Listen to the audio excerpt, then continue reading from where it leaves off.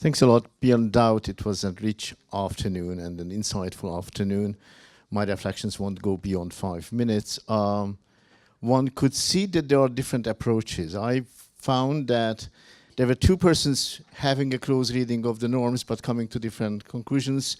Nicola Cariat and Violetta Moreno-Lux approached the situation from a close reading of the normative material. Then there was the solidarity-driven and policy-oriented approach manifested by Juan Fernandez, Lopez Aguilar, and Sophie Magennis. And then I see Tamás Molnár's approach as a utilitarian problem-oriented approach. So there were differences within the panel as how to get closer to the problems. Now, what were the problems? First and foremost, whether X and X is good law or bad law. And on that point, both the audience and the panel was divided. Nicola Cariat thought it was a good law. Violetta Moreno-Lux thought it was bad law, as did Lopez Aguilar. And I understood Advocate General's words that she's not taking sides. I had the impression that if she had to, she would take side with Violetta. As to the further questions, I believe that there was a triad of questions which can be combined. First, whether the humanitarian visa is a long-term visa or it is not. And the court said, yes, it was, and therefore it was outside of the visa code and perhaps outside of the EU law in general, and that was your position, whereas Violetta Moreno-Lux occupied an opposite position, and Tamás Molnár was also sort of believing that it was not. That led to the broader question of regular access to the EU versus the humanitarian visa.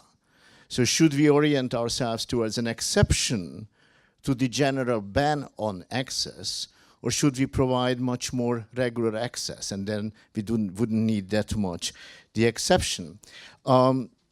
Which then led to the topics taken up by Sophie Magennis and Tamás Molnár about the wide range of options, how people could reach territories actually providing protection without taking a specific protection route.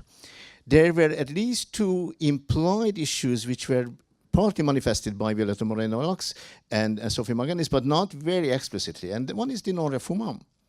I mean, can we imagine that a denial of a humanitarian visa and or a regular access practically amounts to refoulement?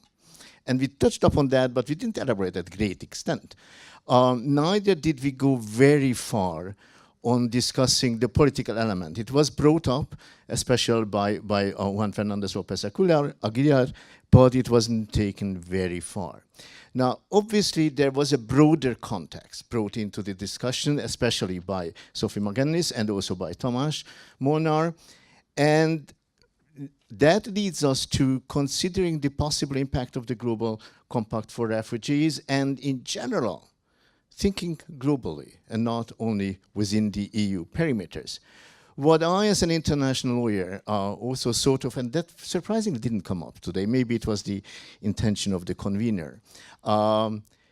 We did not discuss national practice of humanitarian visas and whether that can lead to any customary international law. Do we see opinio juris emerging or don't we see?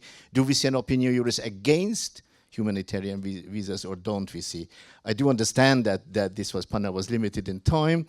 There was agreement, I believe, that humanitarian visas are conceivable. Where we were divided was whether that's the task of the EU or the national task of the member states. But let us stop at that positive note. We can imagine them being issued and people having found protection. Thanks a lot.